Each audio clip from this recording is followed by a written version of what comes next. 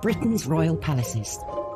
Majestic, It's absolutely dripping in history. luxurious, The White Drawing Room at Buckingham Palace is like a scene from a Disney film. and packed to the rafters with incredible secrets. Secrets that the royal family would much prefer not to be made public. From royal courtships to royal births to royal marriages and scandals, the palaces have played host to all of that. This series goes behind palace walls. The royal palaces represent the monarchy and have incredible history. We'll learn how these iconic creations were built. 16th century kings built with brick in a way that we wouldn't recognise today. This is George IV leaving his mark on the centre of London. Uncover the spectacular palace art housed within. The royal collection is vast, and I mean vast. It has more than 1 million objects spread across all of the royal palaces. Just imagine what has been collected over centuries. So this collection is unlike any other collection in the world.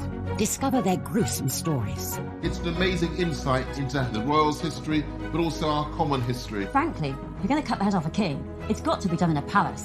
And relive the recent events that shaped the modern royal family. The whole case was an absolute fiasco and a huge embarrassment. The Queen was particularly aggrieved that Harry had done it in the way that he had. This is The Secrets of the Royal Palaces.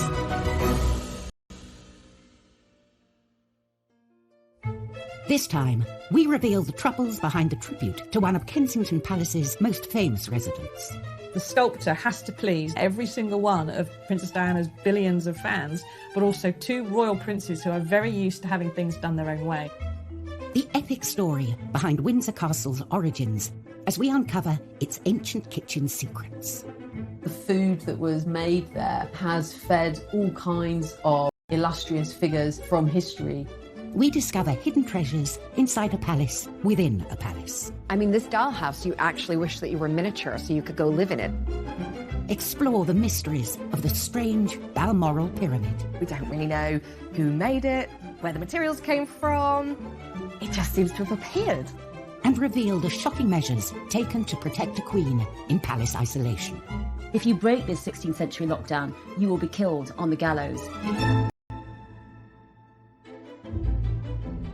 The United Kingdom's royal palaces have a unique power to capture the imagination.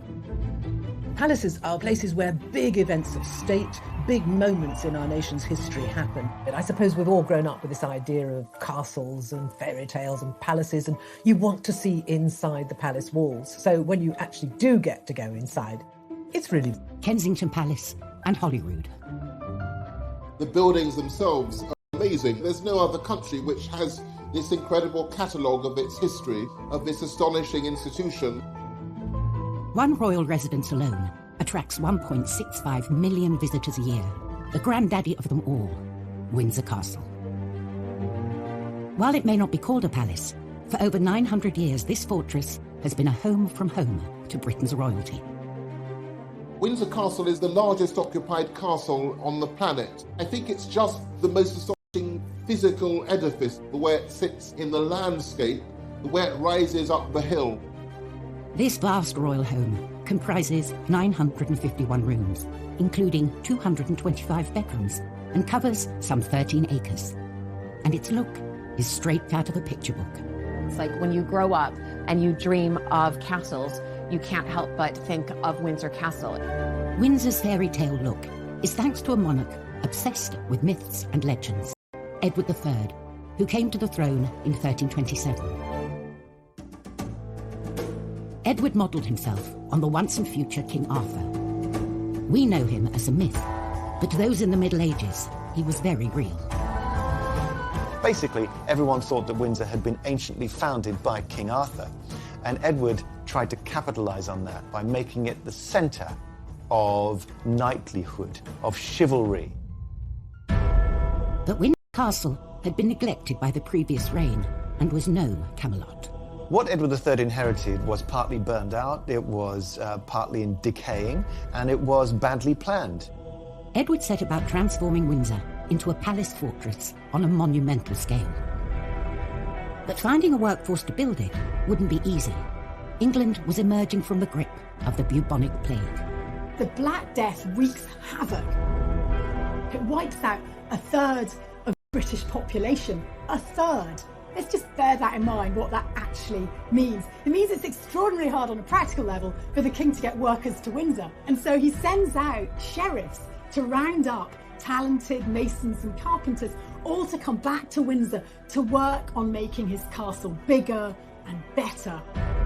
From 1359, a chronicler says that almost all of the carpenters and masons in England were working on this site.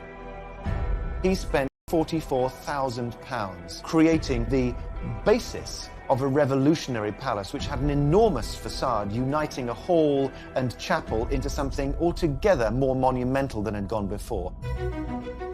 By 1365, the building works were complete, standing tall at a cost of 22. By the end of his reign, he transformed Windsor into a new type of palace. It was no longer merely a castle with lodgings, it was a palace. And the upper ward had become part of a super fortress with a monumental palace at the heart of it. Every subsequent monarch has some relationship back to Windsor. It is that story of continuity after Edward III's rebuilding which makes it so remarkable. Windsor, the oldest and largest inhabited castle in the world, is still home to around 150 people.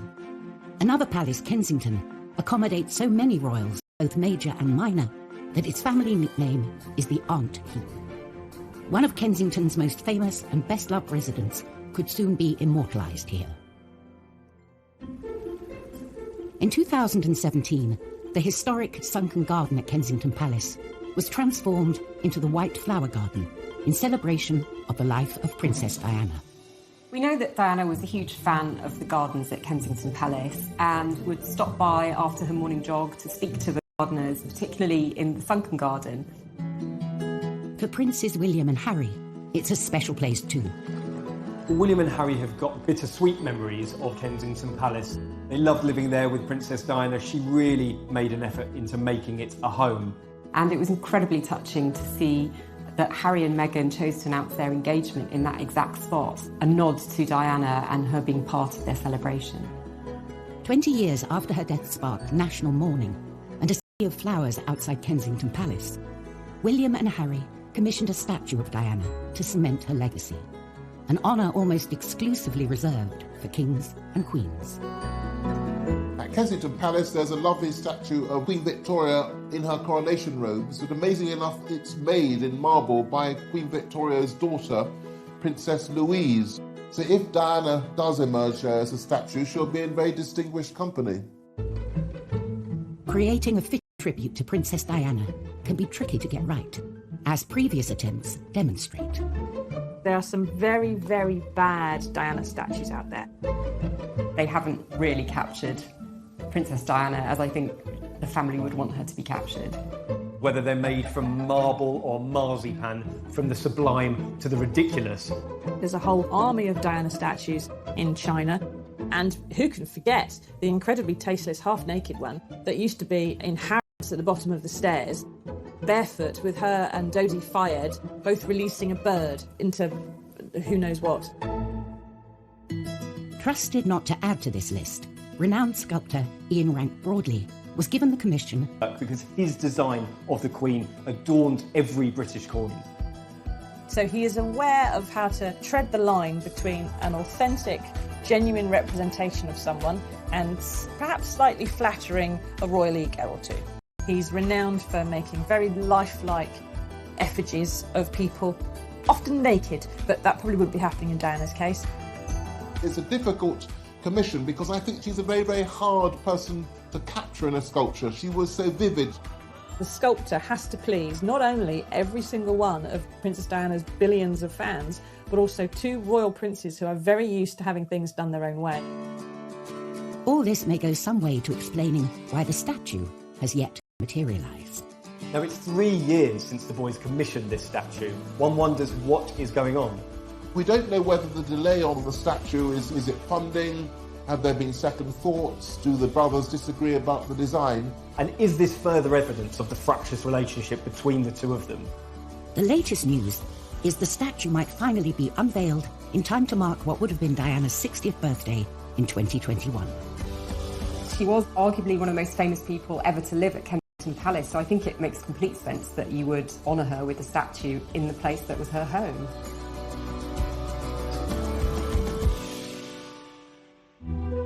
Coming up in Secrets of the Royal Palaces, palace doctors only make things worse for one unfortunate queen. She's sick, she's being treated with hot irons on the forehead, her feet are being baked. It's utterly torturous. And inside the infamous Sandringham Summit, what really happened? They wanted to get as private as possible. They didn't want anything being leaked to the press.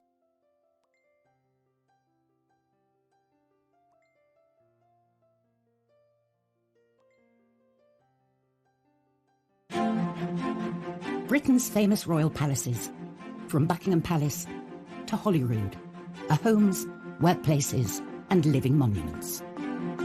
The royal palaces really help represent the monarchy and the stability and longevity. You have centuries of tradition, priceless artefacts, and I think we're very lucky to have them. Windsor Castle has been home to 40 monarchs and has stood for almost 1,000 years. In 1992, a devastating fire broke out, burning for 15 hours and tearing through 115 rooms. Out of the ashes came extraordinary architectural discoveries. In the Great Kitchen, a 19th century plaster and wood ceiling went up in. The archaeologists moved in and used dendrochronology, the science of dating timbers by their tree rings for the years of growth. They revealed something quite extraordinary, that this, in fact, was mostly original to Edward III's building. It had been there for 650 years, and all of the thousands of meals that had been prepared from then until now had been spanned by this astonishing structure. As the kitchen was restored, this medieval wooden roof was allowed to shine through. It's so impressive as a piece of engineering. It had to span a building 80 feet long by 26 feet wide, the equivalent of a great hall in most major medieval houses. It's a very innovative type of construction which allowed the central section to be lifted to let light in and soak out. This discovery makes this one of the oldest working kitchens in the world. Quite amazing that centuries and centuries of cooking have taken place there, and of course the food that was made there has fed all kinds of great illustrious figures from history. The kitchens in a castle, in a royal palace, are the beating heart of that palace.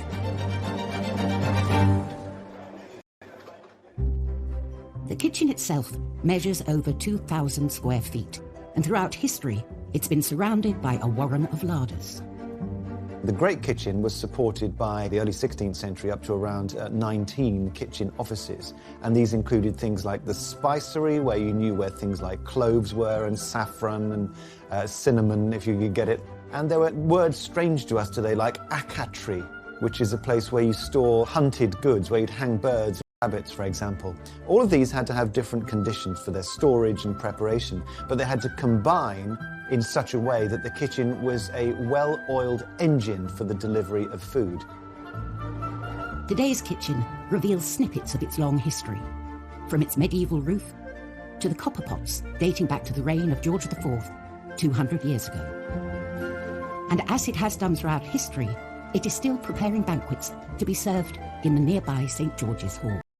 I don't think we can underestimate just how incredible, really, it is to know that these kitchens, which are still so relevant today, this idea of the royal family evolving with us and that journey through food being witnessed over a period of centuries. So it's staggering stuff.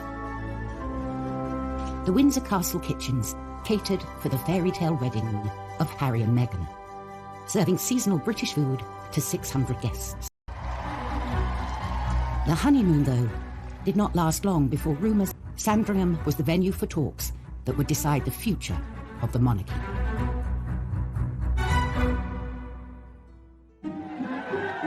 Christmas at Sandringham, the Queen's winter residence, is a royal tradition. But in 2019, Harry and Meghan spent the holidays abroad. If you received an invitation from the Queen to come for Christmas, you just don't turn it down. It's accepted that, of course, you will go. All of these rumblings of discontent in the press suddenly seem to be given some credence by the fact that the couple weren't there for Christmas. 2 weeks later, Harry and Meghan released a statement that shocked the family and the world. They were to step back from their royal duties. They basically held a gun to the Queen's head. It really did threaten the very fabric of the monarchy. This was an extraordinary move, unprecedented in the Queen's reign. We very rarely get an insight into the Queen's personal feelings about anything, and yet there were briefings explaining that the Queen felt hurt and upset. They wanted to try and present a united front, and that united front was crumbling faster than the Berlin Wall. The Queen summoned the family. The Sandringham summit was set for the 13th of January. The world's press assembled. The Queen is known for being a cool and a calm head in a crisis, and I think certainly by holding the meeting at Sandringham, it was very much on her terms. The Sandringham summit was the Queen acting as grandmother first of all, and Queen second, I think, trying to bang their heads together and sort it out. There was a notable absentee. One person who wasn't in the room was Prince Philip, with a lot of people suggesting that he wasn't there because he was so angry that Harry had threatened the fabric of the family. He saw it as a dereliction of duty. Harry was a favourite of his. They had a very deep bond between them. He had taken Harry under his wing after Diana had been killed. Meghan was also conspicuous in her absence. She was in Canada and scheduled to dial in. But then certain aides started saying that there may have been a problem with the Wi-Fi in that particular room, which sounded like the perfect excuse for her not being on the call. Apparently, she did speak to Harry several times during the day, but she didn't take direct part in the meeting. The Queen wanted absolute privacy and chose the secluded Long Library, the location of her first televised Christmas address. Only a handful of key left Right-hand men and women. In fact, Harry had 2 private secretaries with him. Household staff, though, were banished. The Queen apparently instructed all of her staff to kind of keep to the other side of the house. They wanted to keep it as private as possible. They didn't want anything being leaked to the press. The summit was scheduled for 2 p.m, in between 2 other key events, lunch and afternoon tea. The Queen was acutely aware that tensions were running high. The Queen always pauses for tea at 5 o'clock, and I think it was probably quite a clever way of making sure that the meeting couldn't actually run over. Nothing stops the Queen from taking tea and her cucumber sandwiches. At last, the stage was set for talks to begin. I think the atmosphere was really quite tense. There had been a lot of discord, frayed tempers, high emotions. The Queen acted as proverbial peacemaker, really. William and Harry weren't speaking to each other. Well, they had to that day. She really was trying to find a way of accommodating what Meghan and Harry wanted. Harry said, well, we want to move to North America, but we want to keep all our charities and patronages and everything going here. And the Queen's senior advisors said, no, you can't have one foot in the royal family and one foot outside the royal family. That is not going to work. You have to decide. And so with some regret, Harry said, well, OK, we'll go then. This was Harry relinquishing his title, his military appointments, quitting the royal family for an independent life. For Harry, it was a bit of a shock because he discovered that it wasn't all going to be on his terms.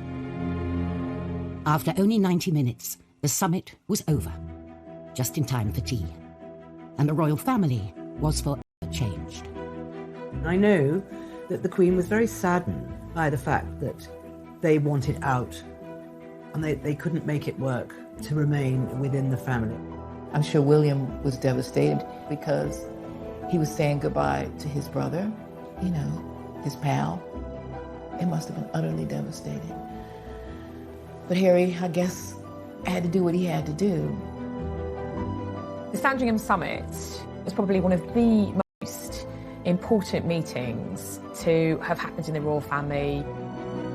In many ways, Prince Harry was setting a precedent for the next generation of royals. If this works, then it may well be a blueprint for Princess Charlotte and Prince Louis and other royal children down the line of succession.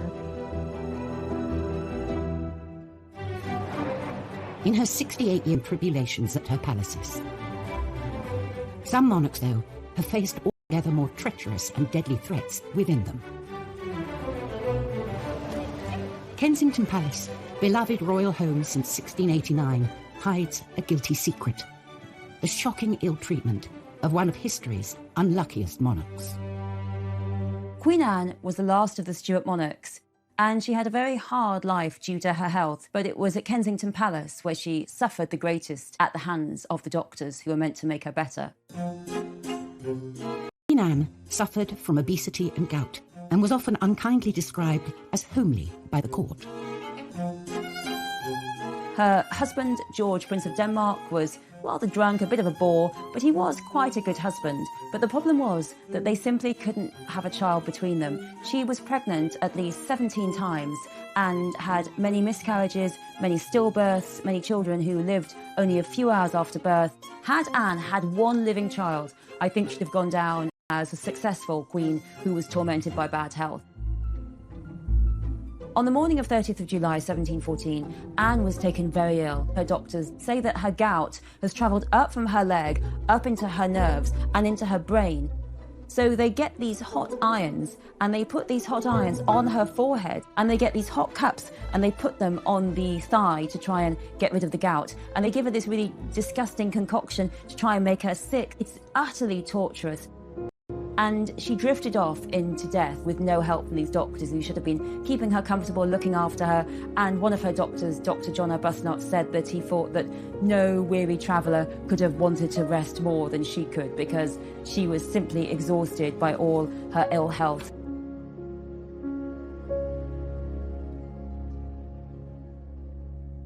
Coming up on Secrets of the Royal Palaces, we reveal the luxuries inside the world's tiniest palace.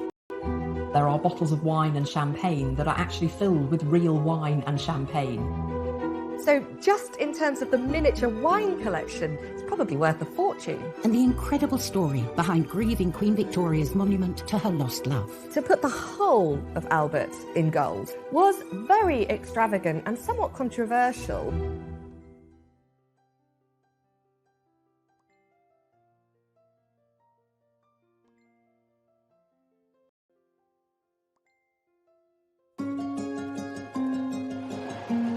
Today,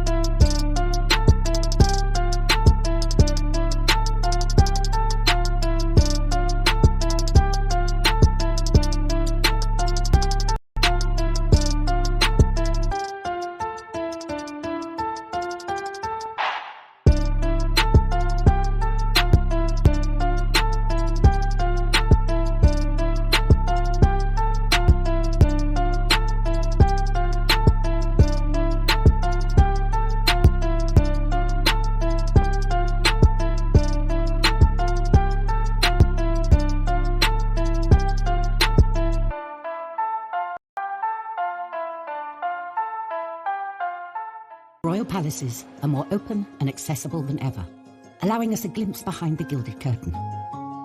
And every artifact tells a story. There are more than 1 million pieces in the royal collection. It's the largest private art collection in the world. It encapsulates the history of our nation and of the monarchy. And every sculpture, every vase is precious and priceless. In Windsor Castle's collection, there's a perfect snapshot of royal life 100 years ago. Queen Mary's doll's house. This is one of the most popular, best-loved objects in the whole of the royal collection. It's a doll's house version of a palace. And that might sound like something for a child to play with, but this is absolutely not a toy. Built in the 1920s, the doll's house was an inspired present from the king's cousin, Princess Mary Louise, to his wife Mary. Queen Mary really enjoyed miniatures. She loved having these teeny tiny objects that were replicated from real items, but on a small scale. Showcasing contributions from 1,500 of the finest craftsmen and manufacturers of the day, this was not your average doll's house. When it's closed, it's already quite a big object. It's 5 feet tall, but when you open it up, it's completely astonishing. You almost don't know where to look first. There are more than 20 rooms.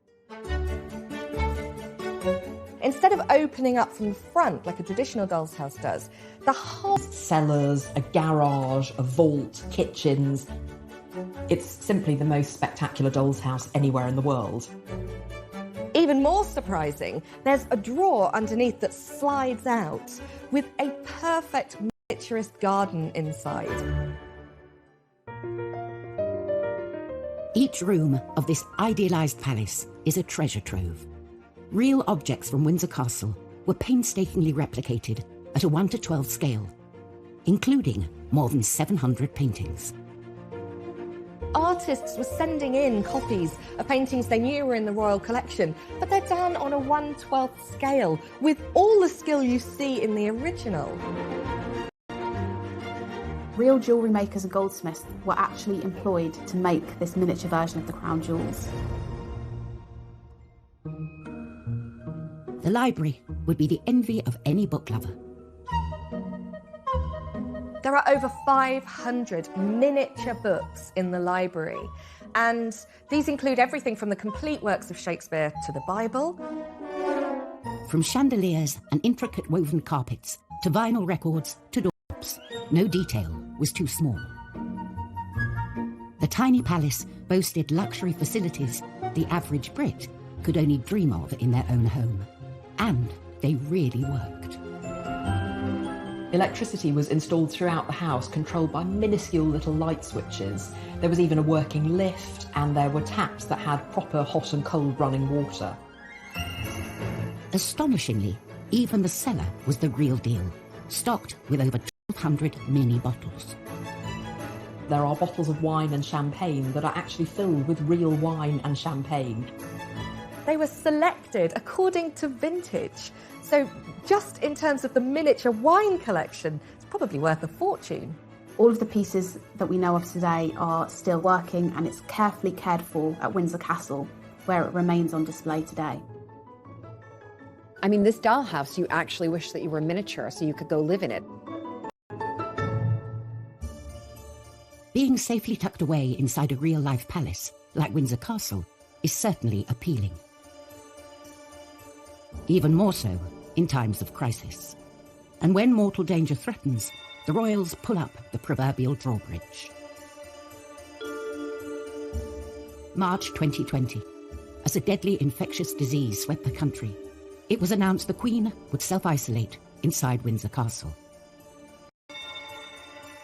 A move that echoed her namesake, Elizabeth I, who was forced to do the same some 470 years earlier. Bubonic plague in England. It's been circulating around Europe, but this is a particularly virulent and cruel strain. Elizabeth has only just recovered from smallpox, and now there's a possibility that she could die of plague. It's a brutal, miserable death. London is seen as the eye of the storm. Elizabeth has all these lovely palaces like Greenwich, or places like Richmond and Hampton Court. She decides none of those are far enough from the plague. Elizabeth flees to Windsor Castle, and every attempt is made to protect her there. They set up a gallows in Windsor. And that gallows is for any Londoner who tries to flee from London and go to Windsor, because they are thought to be carrying the plague. There's no breaking this 16th century lockdown. And if you break this 16th century lockdown, you will be killed on the gallows. And this actually works well. Elizabeth doesn't catch the plague. She is protected. And when the plague itself has subsided and many, many people have died, she can emerge and be queen once more.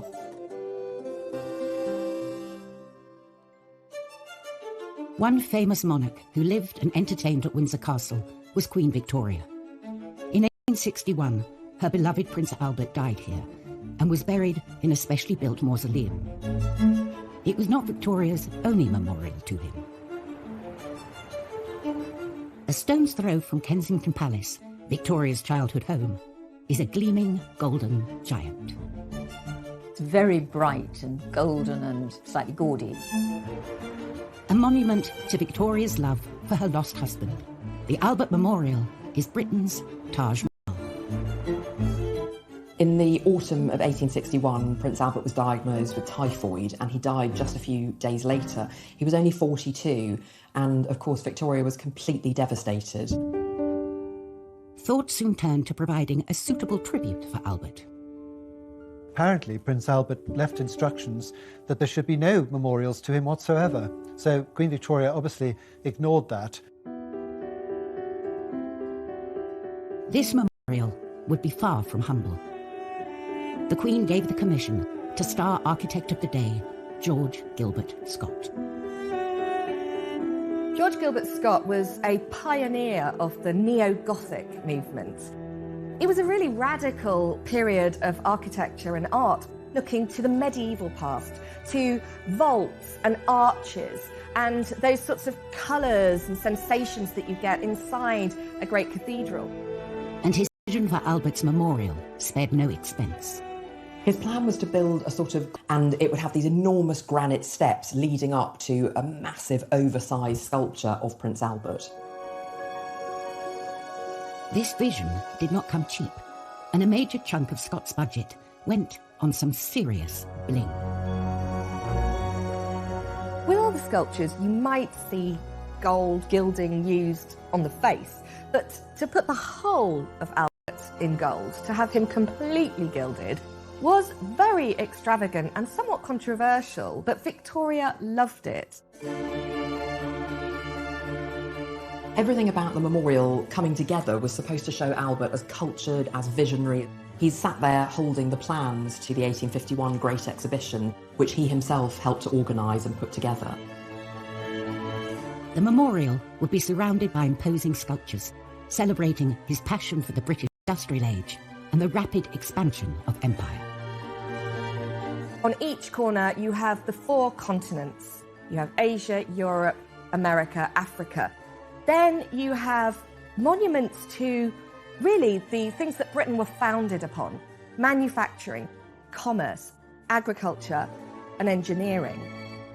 One of the most interesting things I think about the memorial is actually what lies underneath. There are 868 brick arches, which look like a sort of catacomb in a honeycomb shape.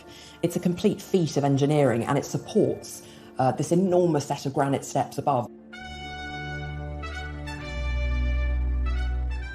The Albert Memorial took 10 years to complete and was finally unveiled in 1872. Coming in at the eye-popping cost of £120,000, around £14 million today, paid for by the government and public fundraising.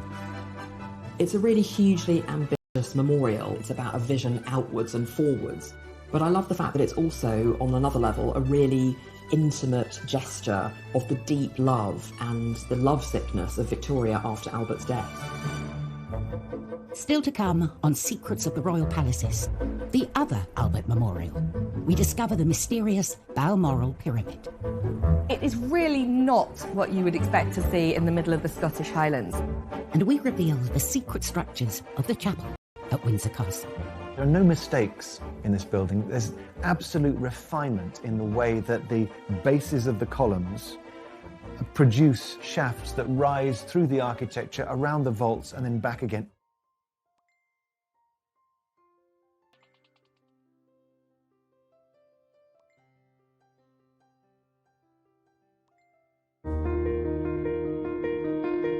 Kensington Gardens Once the private gardens of Kensington Palace housed the Albert Memorial, Queen Victoria's most lavish tribute to her late husband. 500 miles away, in the grounds of Balmoral Castle, Victoria commissioned an altogether more private and mysterious monument. It's like being immersed in a different world going up to Scotland. This was their patch where they could do things how they liked. Hidden beneath these trees lies something more at home in Egypt than the Highlands.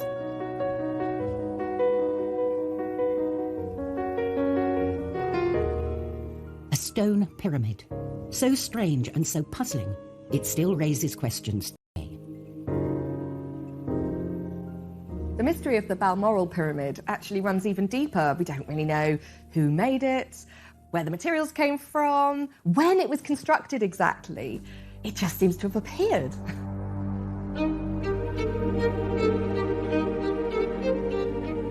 It's a pyramid of rough-hewn stone built into the ground. It's completely unembellished. It looks ancient and it has a kind of solemnity, quietness about it. Totally different from the Albert Memorial in Kensington Gardens.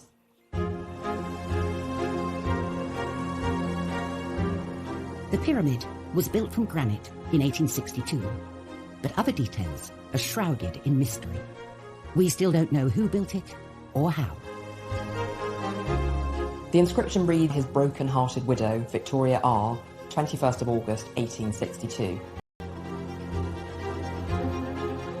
I think Albert would have loved the Balmoral Memorial, probably more than the Albert Memorial in London, because it's truer to this sense of his curiosity across time. The Balmoral Pyramid is apparently inspired by traditional cairns. Interestingly, this cairn isn't the only one on the estate at Balmoral. Cairns have been used to mark burial sites in Scotland since prehistoric times.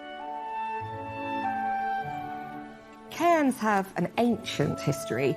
It's the idea of piling up stones one upon the other as a lasting memorial, and they have a particularly strong presence in Scotland.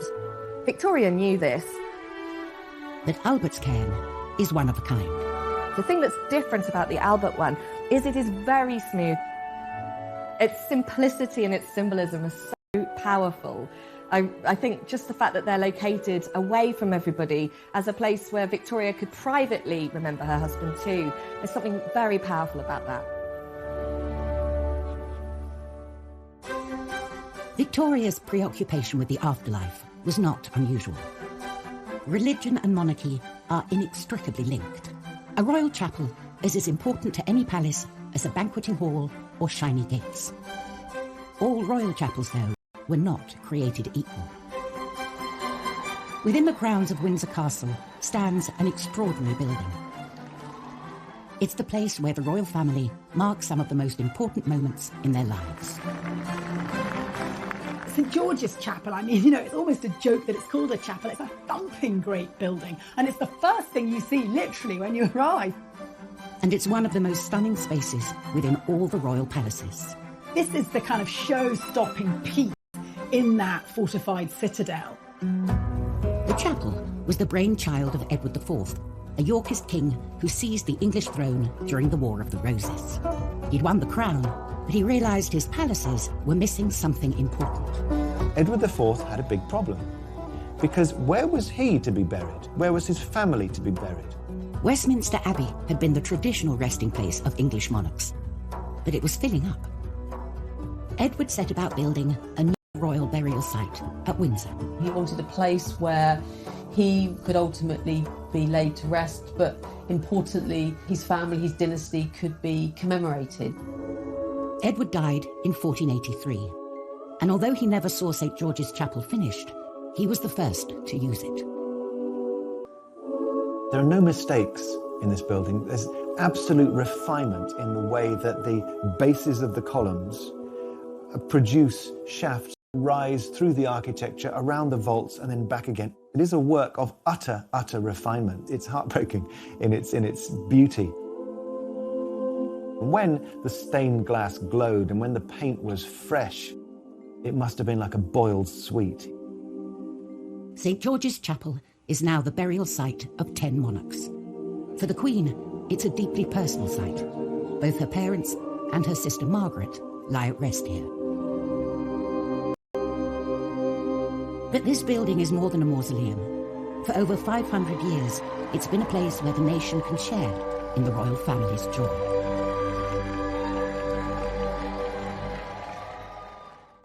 Next time, an undercover journalist infiltrates Buckingham Palace.